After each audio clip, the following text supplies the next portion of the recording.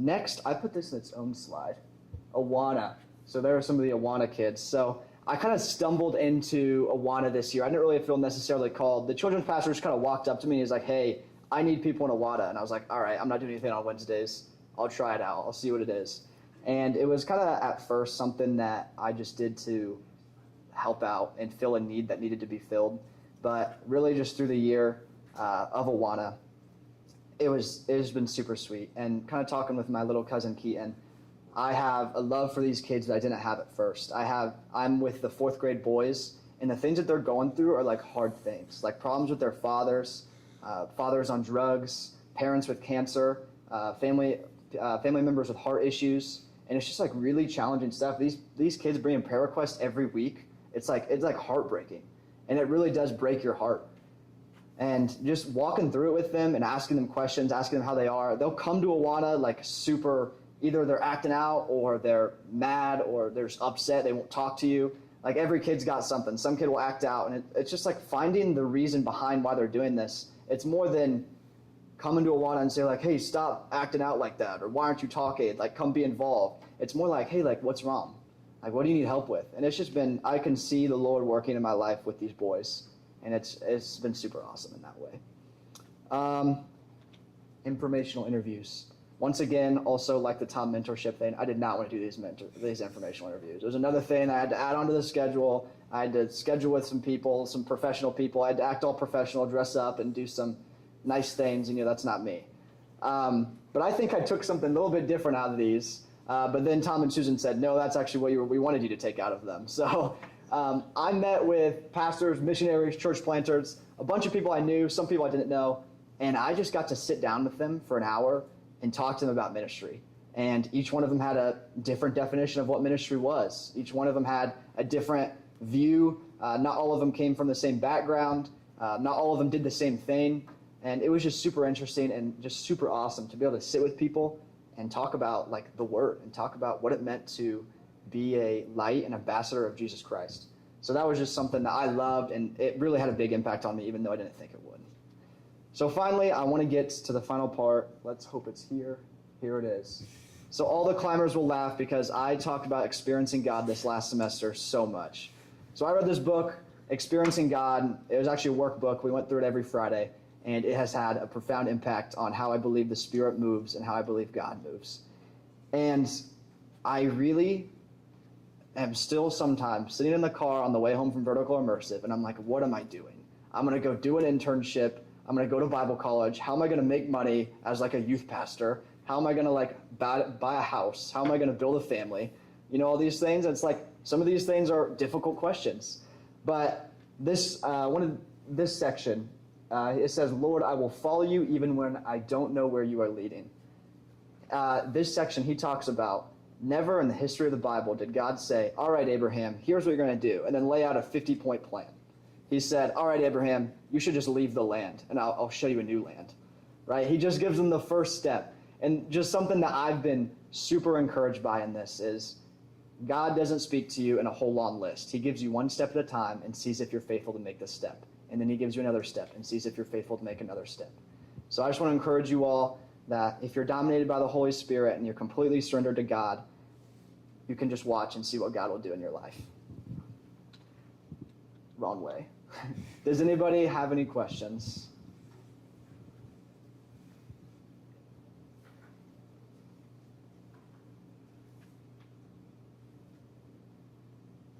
So what are you most looking forward to? You have 3 things thrown your way. What are you most looking forward to? I think the youth internship I am so pumped about. I have this last 2 months, the Lord has gotten me closer to so many of the younger freshman, sophomore boys specifically that I hadn't known, and just by circumstance, I would show up to something that they would be at and I'd get to talk to them. So I think just those relationships that I already have, I'm so excited to jump full in, and this is what I'm going to be doing full time. I'm going to full time be getting lunch with these kids and sitting down at a lunch table in school and just talking to them, asking them how they are. I'm just super excited about that aspect and be able to walk in the hallways of the school and just see them and just be around people. That's what I'm most excited about, I think, for sure, and just have that aspect of it. So I'm super excited about that. Yes. Or just a comment. As Yeah. you were talking, I just thought he's going to be an awesome guest. Thank you. Really do. Thank You you. know the word and you have confidence, and I think you're going to be awesome. Thank you. Appreciate that. Yes, Andy. Where do you think your biggest area you need growth is? I think that I have so many areas of growth, Andy, to answer your question. There's a lot that I have to grow in, but something else, another book I've been reading is Spiritual Leadership. And I was sharing this with Andy earlier. I think he's given me a layup to say this quote. But the quote is, God doesn't need gifted people. He needs people who are willing to obey.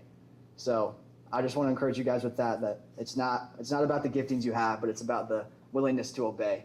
So I'm just ready to obey, and I'm sure there's going to be lots of areas of growth, but I'm ready for it. So, yes, Miss Susan.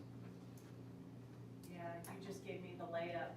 Yeah. So you've already grown in obedience because you've told us today a couple things that you didn't want to do, Mm-hmm.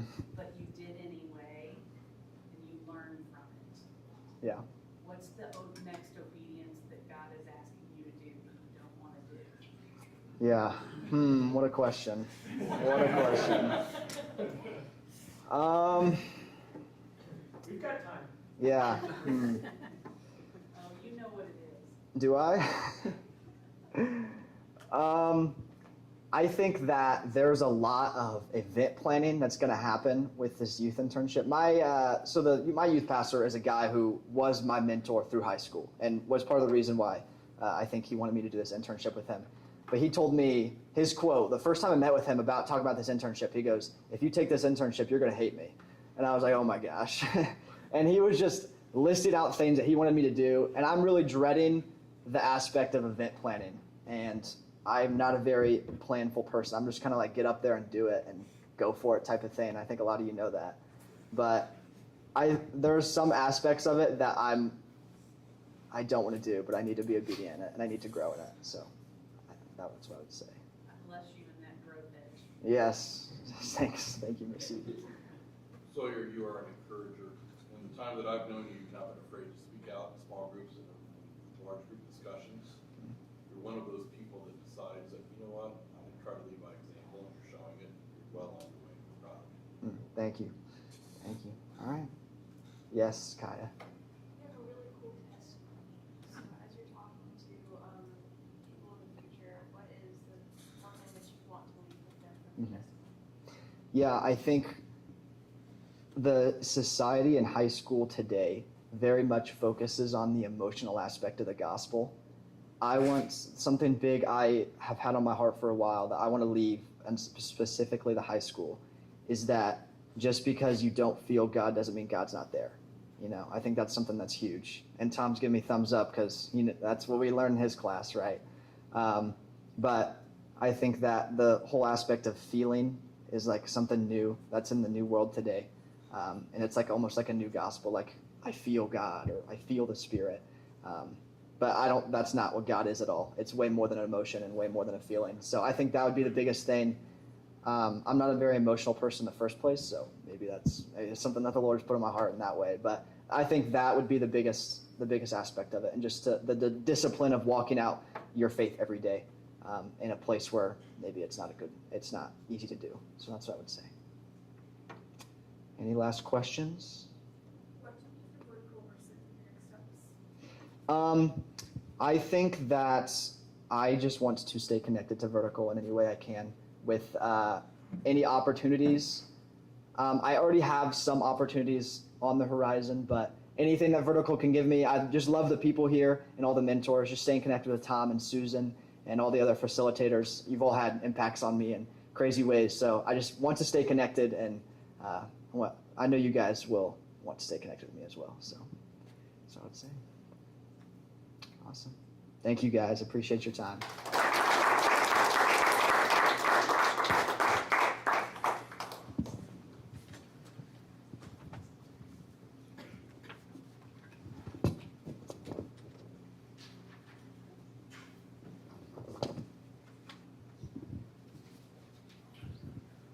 All right, my name is Carson Poor, and I want to do great things.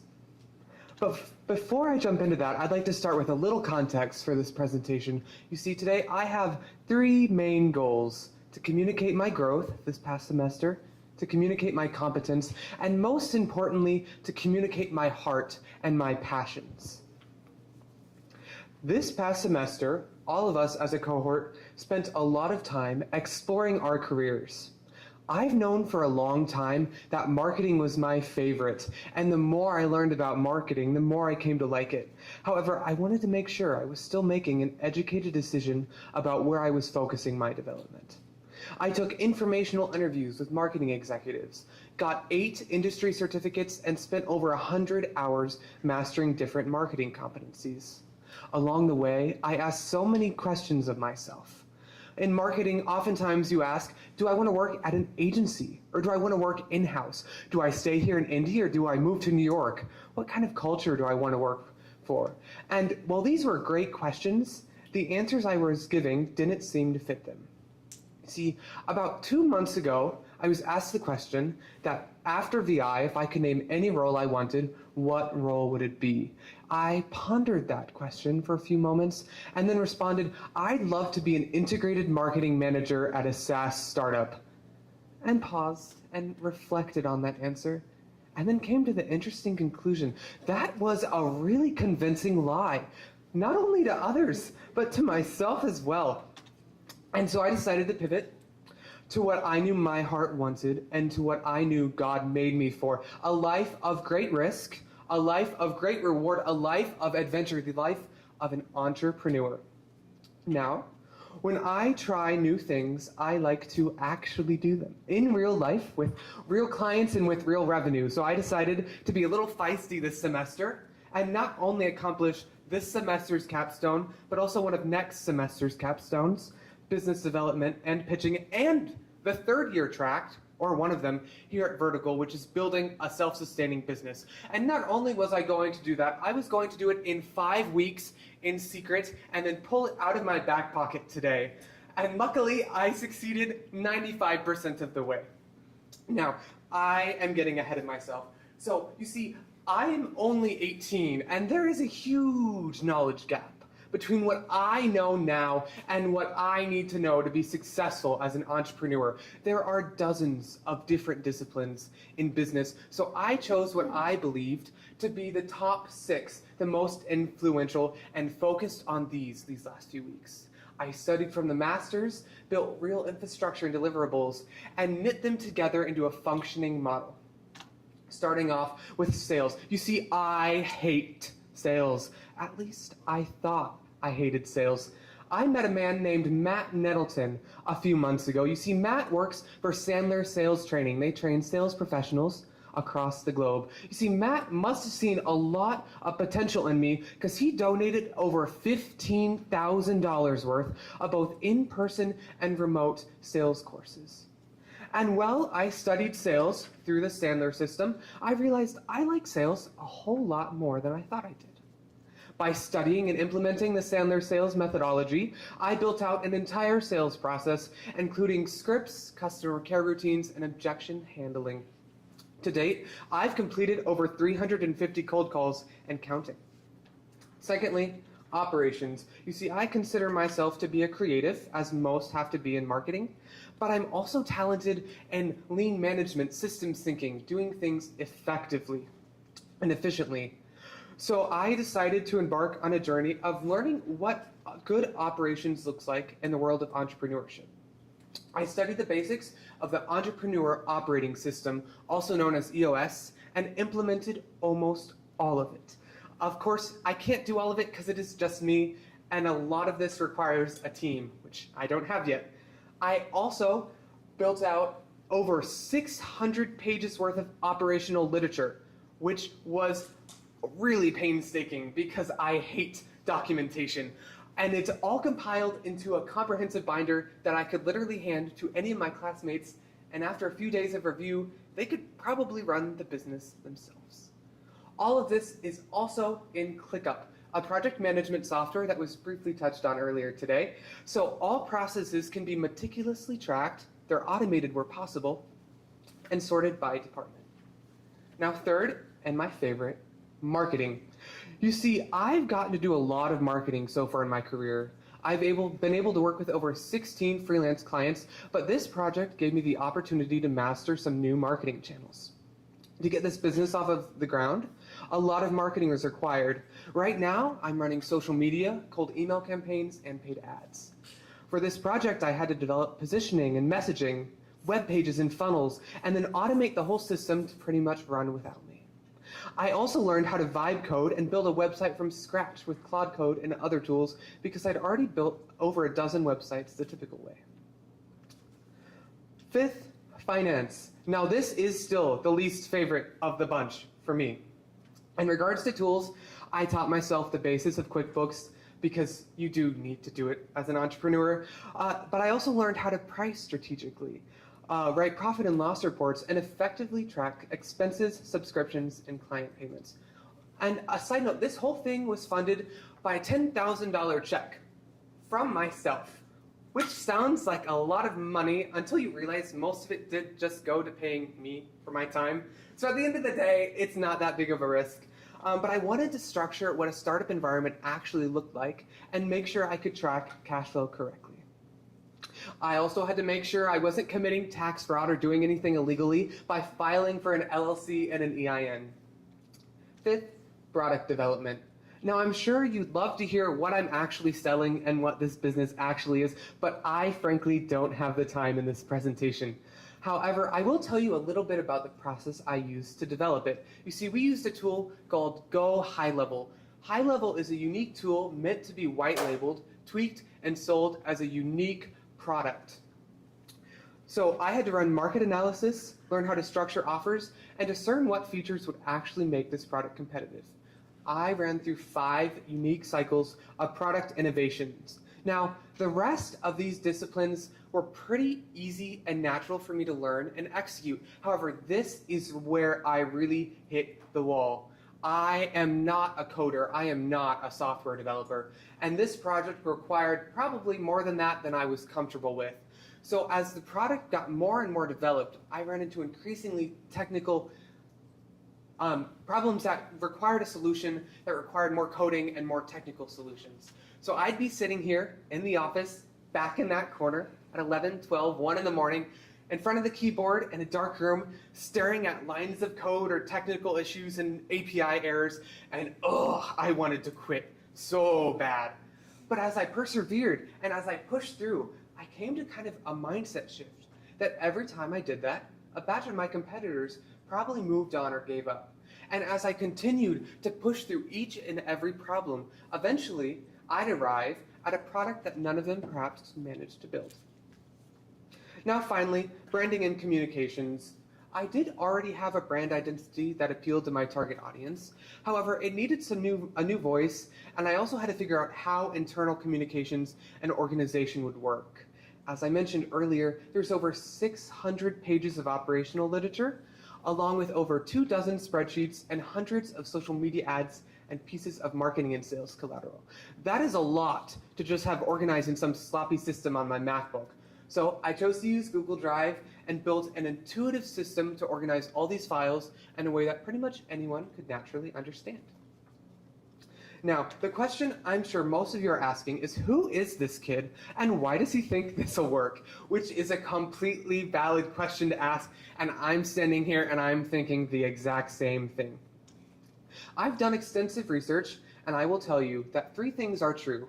My product addresses a real gap in the market. You see, the business model is also extremely sustainable, and the product is built and ready to be deployed.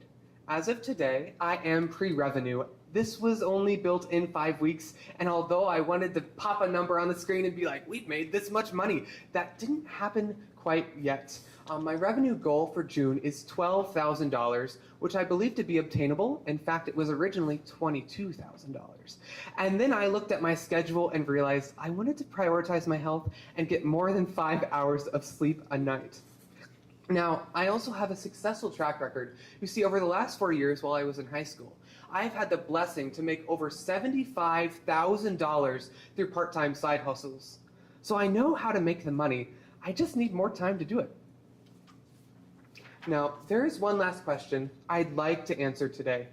What am I truly passionate about? What truly drives me to do what I do, to put in the work, to put in the hours? You see, I'm a little bit of a hypocrite. I believe in businesses that are prompted by God, businesses that spread hope, restore peace, reflect the nature of our Creator, and then I go and build one that doesn't really do any of that. And that really bugged me for a while. And I'd go to God and be like, you keep opening the doors. You aren't saying no. What is your vision for this? And as I sat in prayer and reflection, I realized that this was mostly a test. This was a learning opportunity. This was something at the end of the day, although risky, it was safe. Because when I wish to impact lives, a business that does that has a lot of eternal and spiritual risk if you fail, if you mess it up.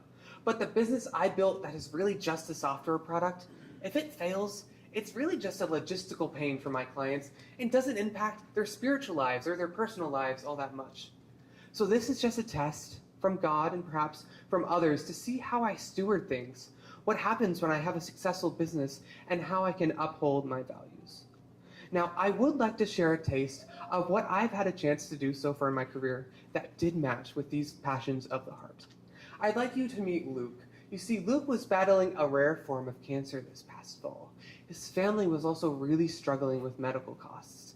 You see, my heart hurt so bad for this family, and I wanted to do something to help them. Through my photography studio, I was able to raise over $100,000 for this, wow, not that much money, $1,000 for this family, along with community awareness and support. You'd be happy to hear that he's in remission today and doing much better. The second story I'd like to share is Susan. So you see, Susan has an amazing testimony. About 2 years ago, Susan's son escaped from a mental health facility in Ohio, came back to Brownsburg, entered her home, and tried to murder her by stabbing her over a dozen times with a kitchen knife. The doctors expected no recovery, and by the miraculous healing powers of Christ, she has now made a complete recovery. You see, she had minimal resources, but wanted to share her story with her community. I was able to come alongside her, with her as my marketing client, and help her publish a book, launch a website that shared her testimony, and draft an outreach plan so she could confidently share this amazing story. And stories like these aren't new. Meet me, about 10 years old. It's not uncommon for children to have lemonade stands over the summer. Maybe not perhaps in my generation, but in some of the adults in the room, this is not that uncommon. However, during the many summers I chose to do this, I was raising proceeds and donations for the local pregnancy resource center. And I'm proud to say that over the 3 or 4 years we did this, me and my family were able to raise thousands of dollars for this local center. You see, these are all things that matter deeply to me. And I know that eventually God will bring things into my hands to steward that fill the passions of my heart. What excites me most about this path is the chance for exponential impact, to touch people's lives, to bring a reflection of my Creator, to make their hearts smile, and to bring a touch of whimsy. And through this journey, I'll have to do a lot of betting on myself. But really, this journey is about betting on God. And to be frank, I am scared to death of what this will look like. It is so full of risk. It is not exactly a logical choice, especially the first few years. It is going to be so hard. But I know I'll make it fun, and I know with faith, God will do great things. Well, that's all I have for you today, and I'd love to take questions. So who has the first one?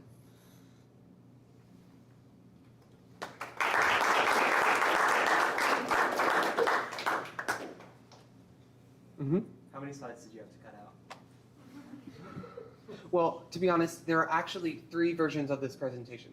So for those of you who weren't here at Vertical this last week, I created an entirely different Capstone presentation to present when we were doing practice, so this one could hide in secret. So there were really, if I combine all 3 presentations I had to pick between, I think I had like 80 slides.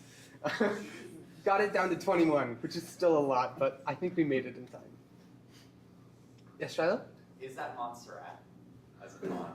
No, it's Poppins. Okay, cool. I'm so sad. When I was reminded if it was the same, I was gonna laugh. It's close though. It's Also, close.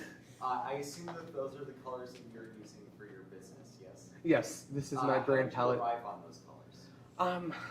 That is an interesting question. So, as I said already, there was a pre-established brand identity. I technically opened my marketing consultation business like 2 years ago when I was 16, which is really interesting. And then last year, I formally branded it as a business, which was actually a mistake. But that's a story for another day.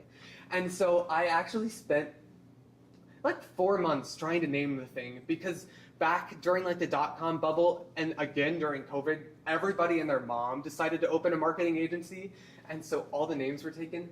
Along with so many different visual identities, it was hard to stand out. So my agency name is Copperleaf Marketing because I wanted something that was a little spunky but also grounded, and that's reflected in my colors of brown and orange, and I also have greens as well that I didn't use in this presentation. So thank you, Shadow. Yes, Lydia? Wait, where are you going to find your clients? Yes. So as I mentioned, I am running a lot of outreach marketing right now, along with prospecting and cold calling. The sales velocity for this process was longer than I'd originally anticipated, and so there's definitely a lot of A/B testing and trial and error to do. Obviously, warm referrals are the best way for this. In fact, once the business gets running, it really, with referrals, will be quite successful. I had tried my hand at that because I have a few marketing clients in the past that were actually contractors, which is my ICP, and they just weren't, they had already progressed past this company. Like, how this works is it really needs to, they need to be aware of it at a certain point in their company for it to be relevant. Otherwise, they stay in the pain for longer and then grow to a point where they can use enterprise grade tools. So I come in before that. And I was dealing with contractors that either didn't hit the revenue marks to make the ROI on this make sense, or had already progressed past that and were using other tools in which mine becomes mostly irrelevant. All right, we have maybe one or two more. Yes, Sophia? Oh, so Carson, I love your drivenness. You're probably one of the most driven people I know, and like you love work. It's like a hobby to you. Yeah. But how do you see? Like, I know you do a lot on your own, but how do you see vertical playing a part in your story with this business as you continue to grow and develop here? So that's something I've been reflecting on a lot today because I've gotten a little ahead of myself, if you couldn't tell. A lot of the classes next year, like product innovation, intro to entrepreneurship, AI tools, I kind of taught myself already. And the facilitators here are great, and I have no doubt that as I walk through those classes, I will still learn new things. But I've also educated myself through other methods on a lot of this.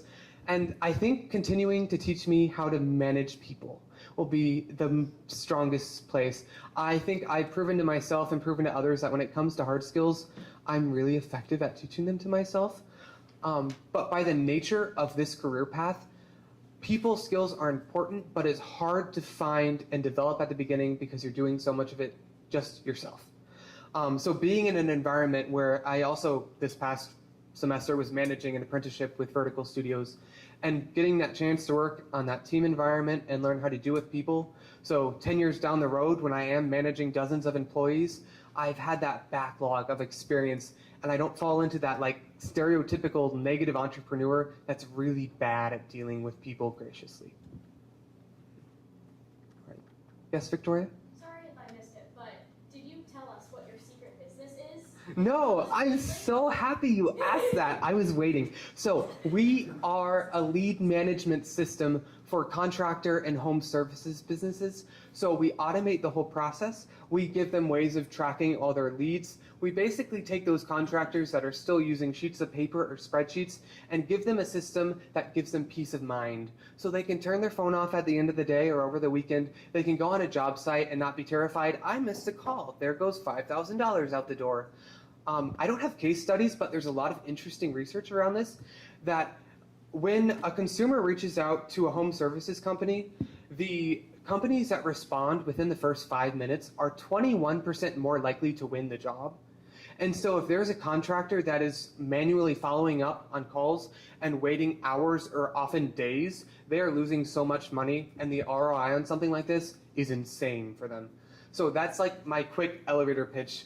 It's more complicated than that, but that's what suffices for today. All right. I have one more. Does anybody have one more question? I'd like to say that your presentation would not be near as effective if you had not dyed your hair. Your secret weapon there, right there. And you said the name of your company is Copper Leaf, is that right? Mm-hmm. So now it's all starting to make sense, the hair color. I do like the color copper, yeah. Yes, it worked well. It worked well. You come across very confident. You're a natural presenter. You've got a lot of experience on stage. To people who would be coming in next year as a new cohort, who may have stage fright, may be not so confident in making connections or friends, who might not have the confidence that you have had, what advice would you give them? I'd argue I'm not actually as confident as I appear. I think there's something to be said for confidence is often what we portray, and there is value to saying fake it till you make it. And if you can't tell right now, I'm just the slightest bit trembly. I also had caffeine this morning, which is a poor choice. And I think there's a phrase our culture uses in this, and it's very vulgar, and I don't want to say it, but at a certain point, you should just do what you're gonna do and let them. Mel Robbins, I don't know if you've heard of her, but she has this awesome book called The Let Them Theory. I know, yes, Lydia, I had a feeling. And it's all about just like, do you, and like, let them think what they want to think, and at a certain point, don't care. Now, that's not always the most Christian posture, so you have to use a lot of discernment around that. But sometimes, like coming up here today, at the end of the day, there are some in this room, I will take your feedback. All of you, I will take your feedback and discern it against what's actually applicable. But I've done my research. I'm going to keep doing this regardless of probably what you say, unless someone in here is an expert in this and they say, you're going to fail. And maybe I consider that. But at the end of the day, I'm stubborn enough, a tad bit insane, and just like 2% arrogant to just keep doing it. And so maybe let yourself be that way sometimes. That's my answer to that, David. Okay, well, that is everything. I will now give the mic off to Emmy.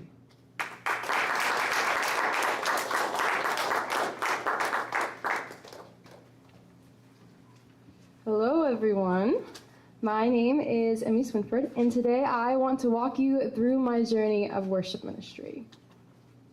And so to start off, I really want you to get a feel about who I am, because I think that is so important, because this career I want to go into is something where you need to be very relational, and people need to really understand you and know you, and I think that's so important.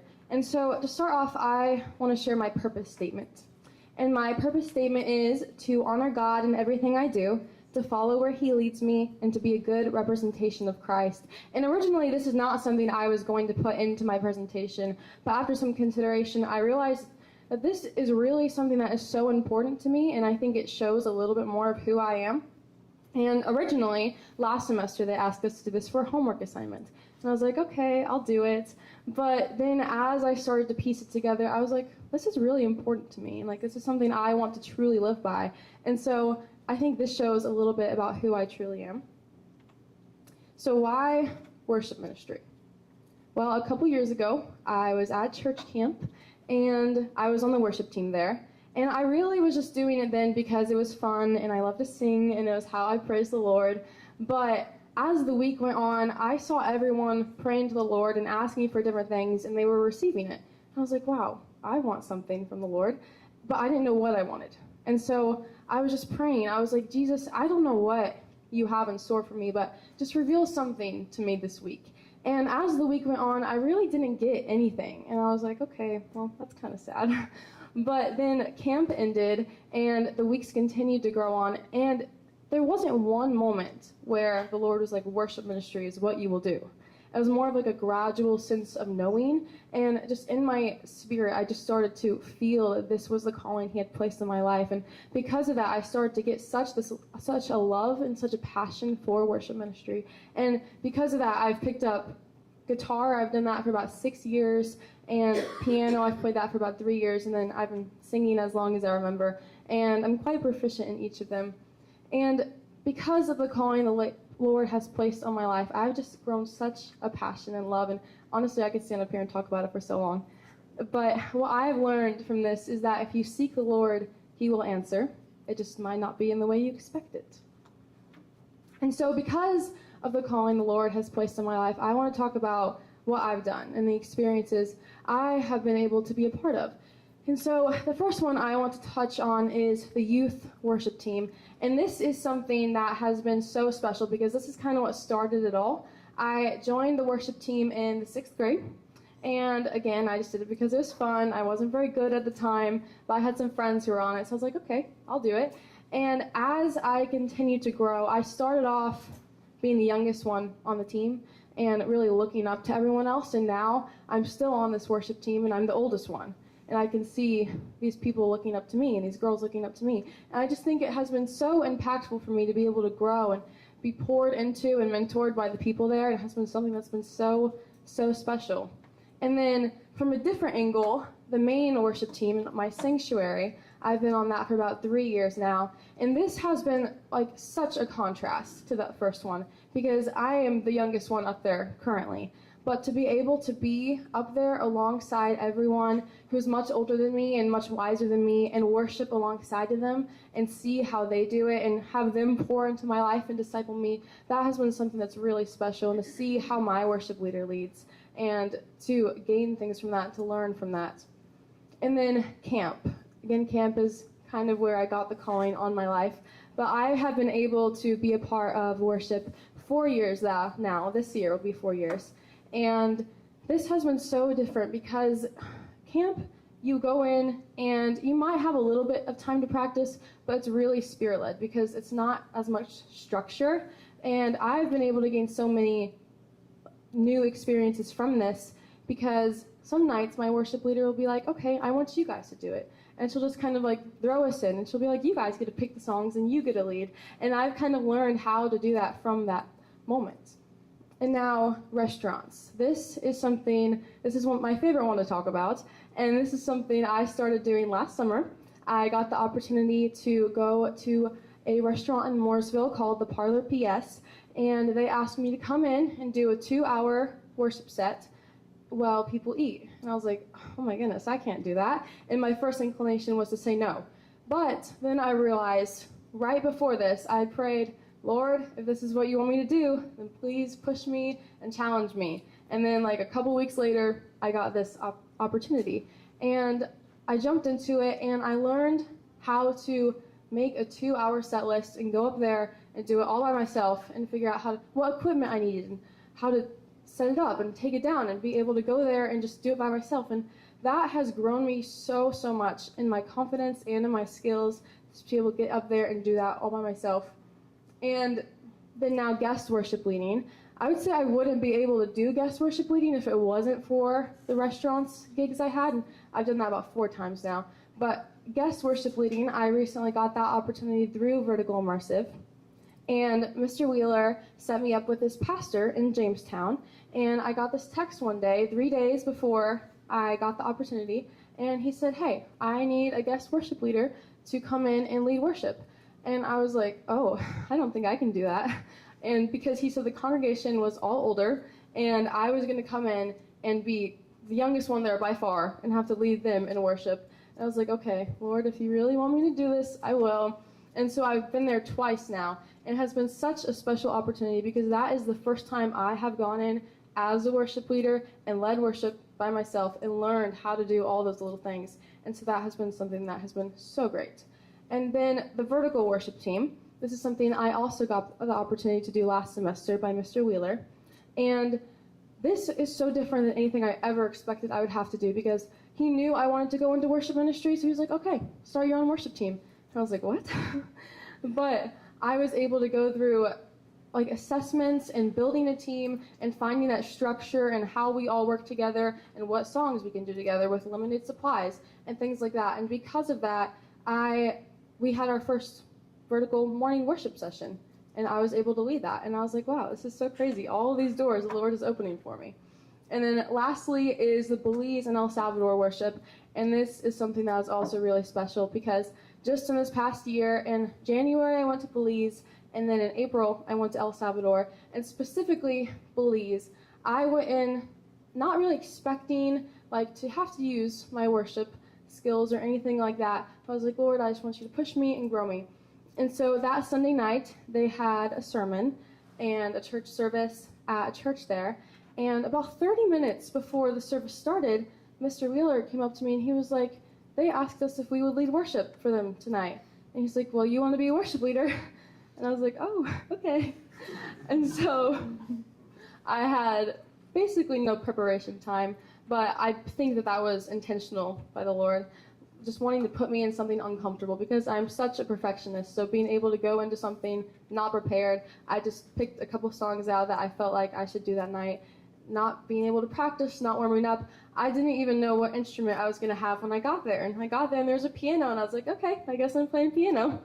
And so that has been so special because to be able to go on the other side of the world and lead worship with people who, most of them didn't even speak our language, and some of the songs were in Spanish when they led worship, and I just thought that was so cool. And honestly, it reminded me of when we get to heaven and being able to worship with people all across the world, and that has been something that's been so special to me. And so what I've learned from each of these stories is that if you do the hard things the Lord is calling you to do, He will bless you abundantly. And I've seen that so much in my life through these experiences. And now I've talked about what I have done, and now I want to talk about what I will do.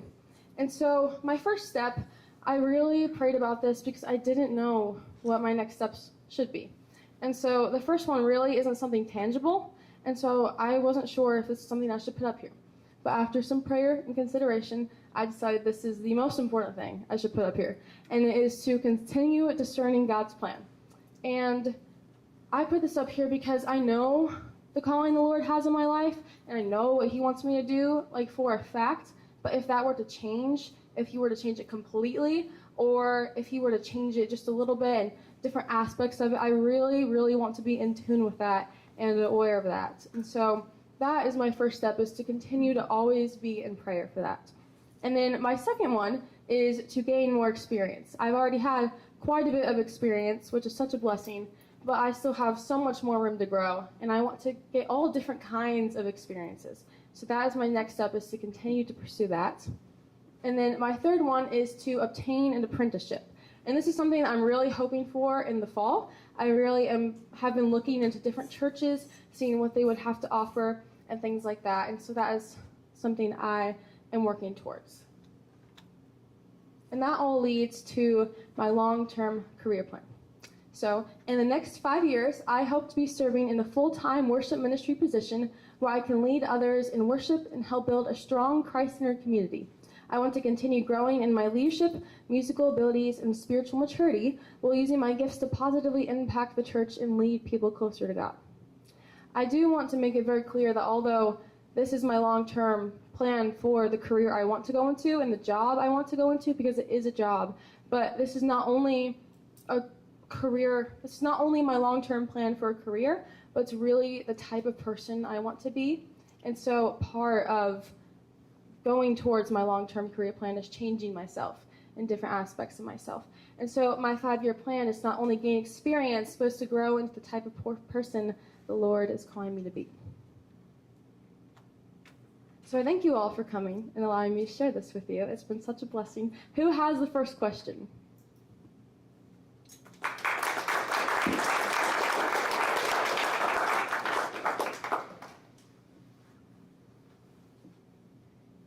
Yes.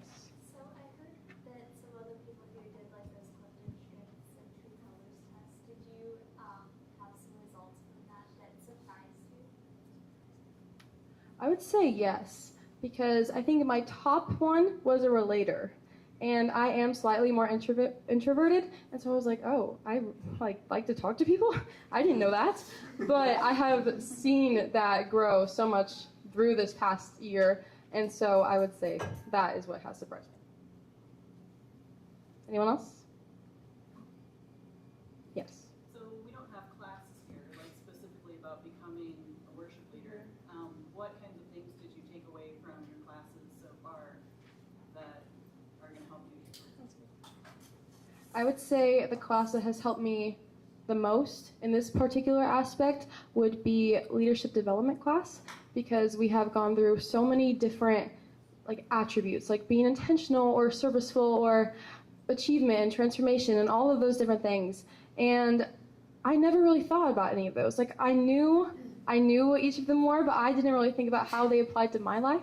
And so being able to see all those different values that they have and how most of them do go into the track I want to go on. And so being very intentional about applying all of those has helped me so much. Anyone else? I have two questions. One, did I miss what you referred to versus, or she kind of touched on that a little bit, but with the mentors, with everyone else? I did not touch on that necessarily. I would say specifically I have been in contact with Mr. Wheeler about an internship and looking for an apprenticeship, but I think that would be my main focus right now, is hopefully coming alongside Vertical and finding an internship for the fall. Okay, got it, okay. And then my other question was more about the soft skills and the character that you want to go into. You touched about this a little bit at the very end. What does that specifically look like for the next 5 years? Yes. So some of the soft skills that I really hope to grow, and I'm currently growing, the first one would be discernment. I do struggle discerning things sometimes, and I think that's something that is so important for a worship leader. And so I'm currently trying to grow those skills. And then the second one would be knowing how to cultivate a community. Because in my mentorship I had with my worship leader, that was something that she made so clear, was that was really important to know how to cultivate and foster that community. How are you actually growing those skills? How am I doing? That's a good question. I would say a lot of it is I've been doing, specifically right now, I'm doing different devotionals about each of those and really asking people who have those skills, like specifically my worship leader, how I can grow those. And she said a lot of it is mostly prayer. And so it might not be something that's very tangible for me at the moment, but she said prayer, reading your Bible, devotionals, which of course is kind of the Sunday school answer.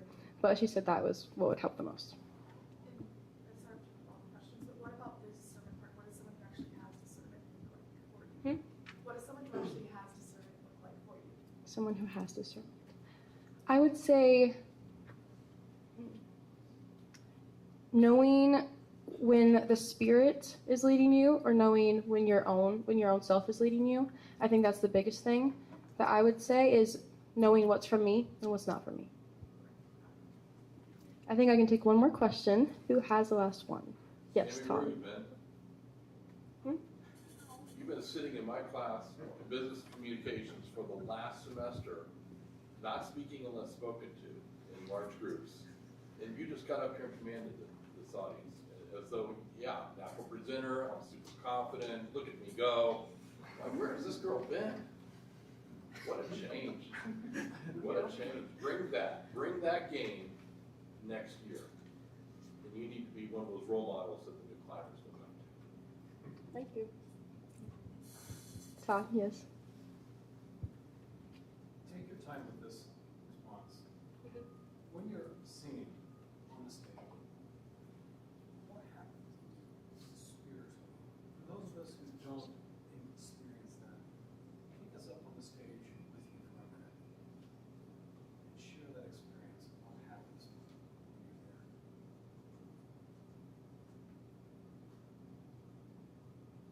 I think when I first started worship ministry, I would say I was so focused on skill-wise, like if I'm singing the right notes or what I'm even singing, am I singing the right chorus? And I think that is something that I focus so much on. But as I've grown in my skills, I've been able to really hone in and focus on truly worshiping. And so as I've been able to do that, really it is just not just singing the songs, but knowing what the songs mean and being able to truly feel the words and sing it to the Lord. And although I may be on a stage worshiping, I am not worshiping for everyone who is watching. I'm very intentional about only worshiping the Lord, and He's my focus. Well, thank you all for coming today. I'm very grateful for the opportunity to be here. I hope you all have a great day.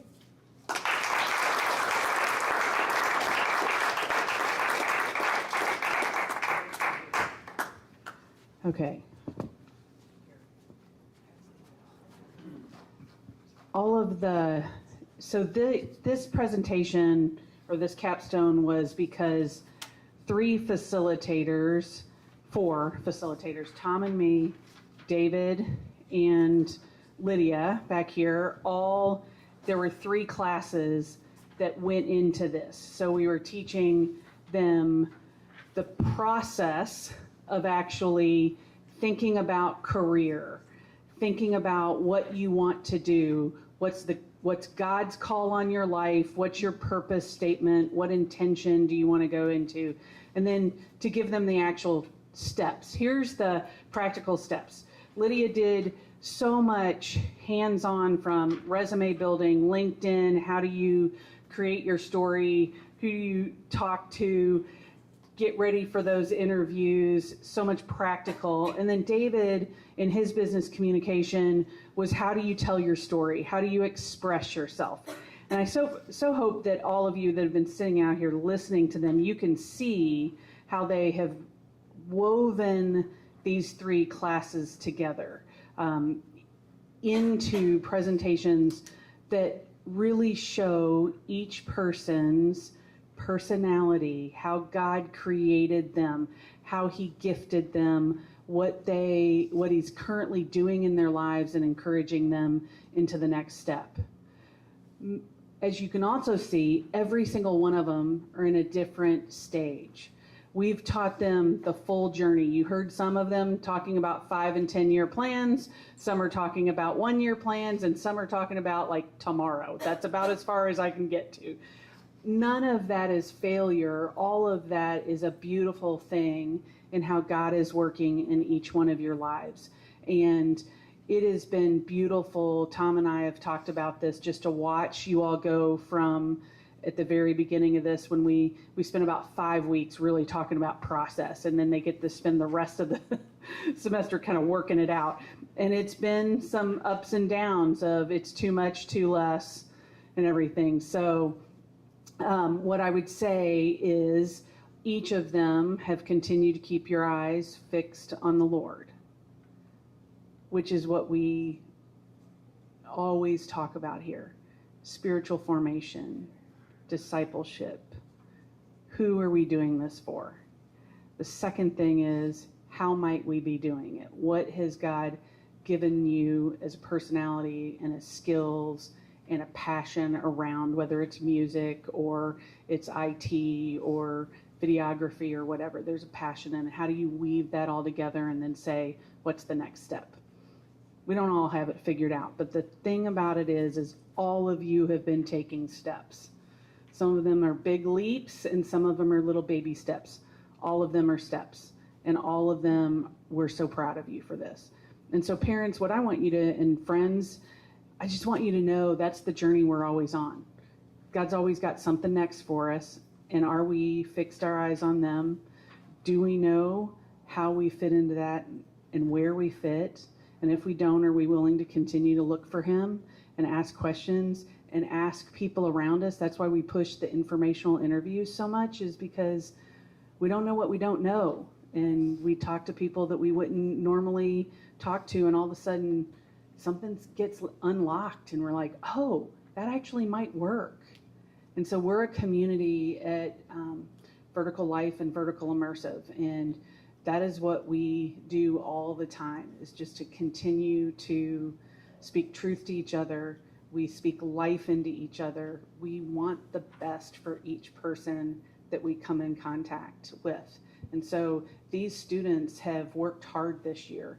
I hope you can see the difference between, for those of you who were here last semester, to see the difference between, for all of you, scalers included, the difference between last semester's capstones and this semester capstones.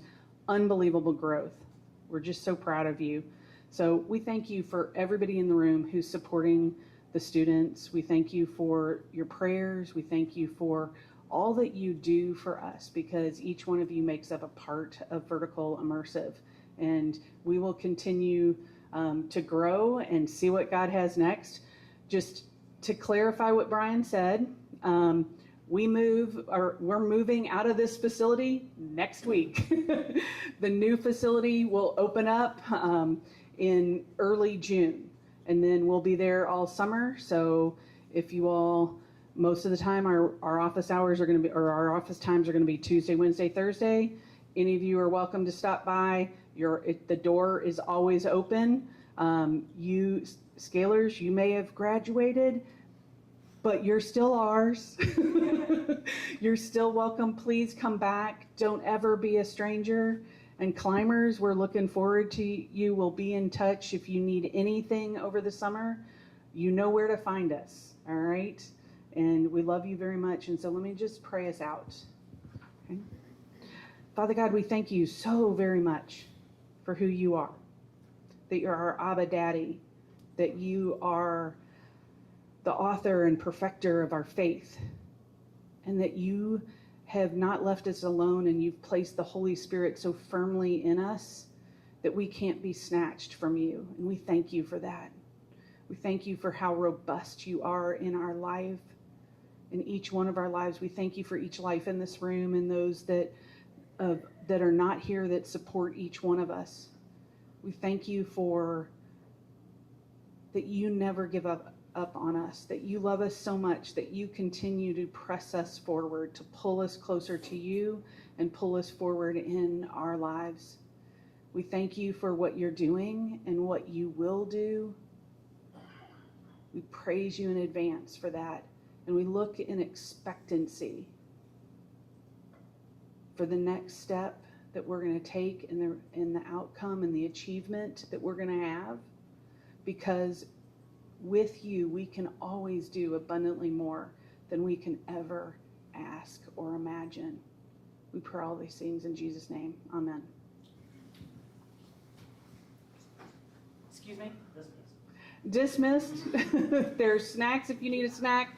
Otherwise, facility closes at 4:30. So you got a few minutes to...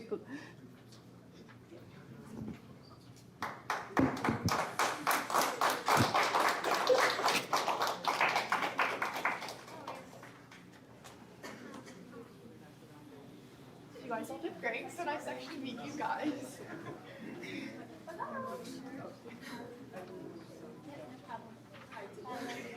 Let's go.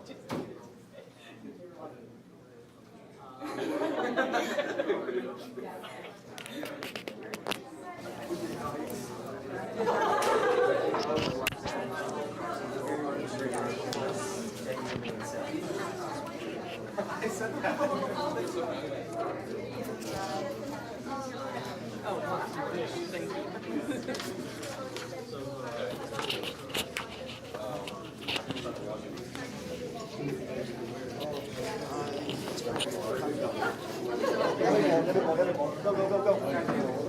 You guys said now? Okay.